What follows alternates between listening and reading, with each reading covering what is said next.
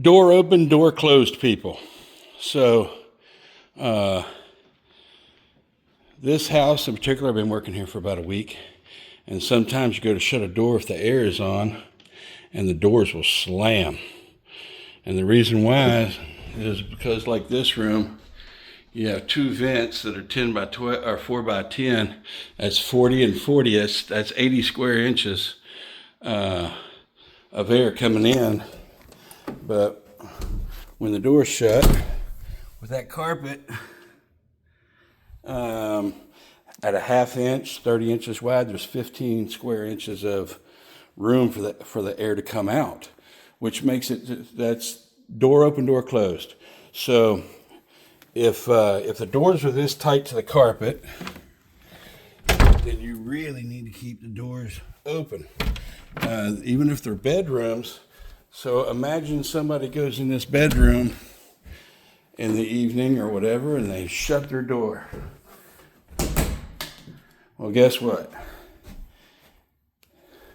They might as well walk in and shut the vents off, which honestly, that one over there is shut off.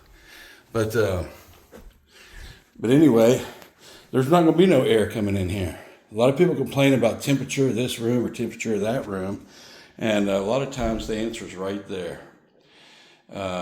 If air can't get out, air can't get in. So that makes more air blow somewhere else. Now, if you're a door shut person and you have this whole upstairs shut, there's two in here, and if that door was shut, there's two in there and that door is shut, and there's one in there and the bathroom door was shut. 1, 2, 3 in here. So if this door was shut, and that door right there, it's got about, I can just get my fat fingers under there, maybe 3/4 of an inch, if that. So you got 40, 40, 40, 120 cubic inches of air, or square inches, blowing in. If that door is shut, this is one of them that slams. If that door is shut, then there's not going to be air moving in this room. A lot of times people have a room shut up so tight, they don't open it very often. They say, I don't want to, do much in there. And then you go to move the dresser and there's mold behind the dresser. That's because there was no air moving. But as I said, if this was, so out here, there's two. So if all these doors are shut with no room underneath them, the HVAC system, it's working like mad, trying to suck air back to itself, and that's gonna be the life of that AC unit.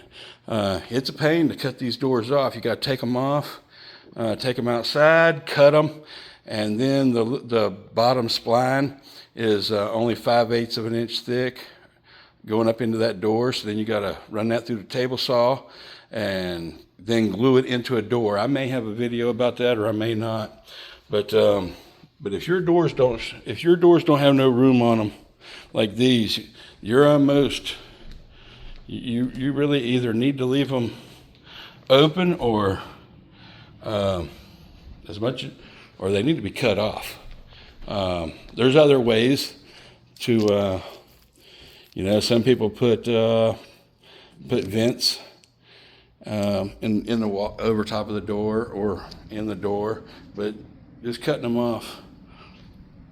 All right, the air is on now. Let's see if we can get this door to slam.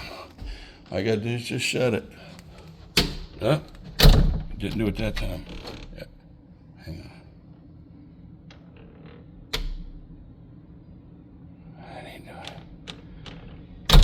No, ain't doing it right now. But